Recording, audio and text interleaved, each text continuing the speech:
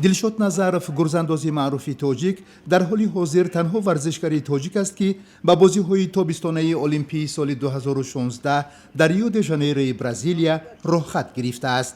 ӯ моҳи майи соли гузашта дар мусобиқоти ҷаҳонии силсилаи гран-при оид ба гурзандозӣ дар ҷумҳурии Чех бо натиҷаи 79 метру 36 сантиметр мақоми дуввумро касб карда ба ҳаққи ширкат дар мусобиқоти қаҳрамонии ҷаҳон ва бозиҳои олимпӣ дар рио де жанейро мушарраф гаштааст. анҷумани хабарнигорони варзишии тоҷикистон дилшод Назаровро беҳтарин варзишгари соли 2015 эътироф кардааст. қаҳрамони секаратаи осиё ва ғолиби секаратаи бозиҳои осиёӣ дилшод Назаров феълан дар шаҳри Душанбе ба олимпиадаи имсола омодагӣ мегирад.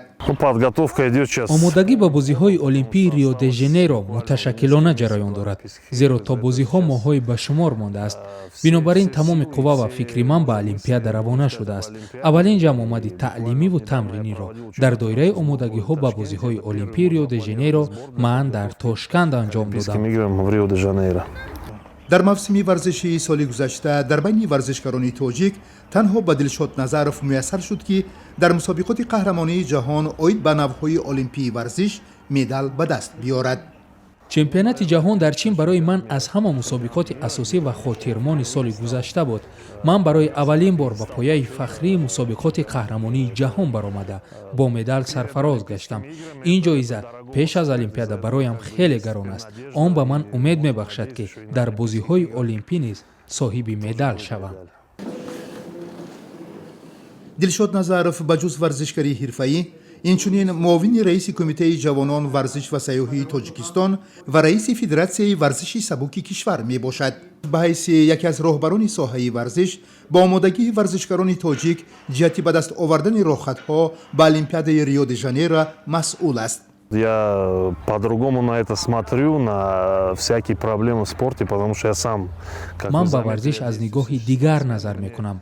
ман ки варзишгар ҳастам, нисбат ба онҳое ки аз варзиш дуранд, масъалаҳои ҳалтараби соҳаро хубтар мефаҳмам ва дарк мекунам. мо ба чунин намудҳои варзиш монанди бокс, ҷудо, гӯштини озод, гӯштини юнонию румӣ ва теквандо ВТФ аҳамияти хоса медиҳем ва умедворем ки дар ин намудҳо ба мисли варзиши сабук варзишгарони мо роҳхатҳои олимпӣ ба даст меоранд.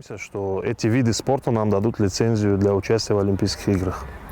Дилшод Назаров дар бораи рақибонаш ки дар бозиҳои олимпӣ бо онҳо барои ҷоиза талош хоҳад кард мегӯяд: У меня где-то 5-6 основных соперников есть. ман 5-6 рақиби асосӣ дорам ки дар бозиҳои олимпӣ бо онҳо сабқат мекунам.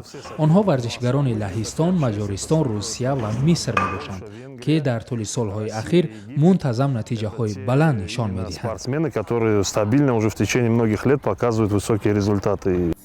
ҳар як варзишгар ба умеди пирӯзӣ дар бозиҳои олимпӣ ширкат меварзад, мегӯяд Дилшод Назаров.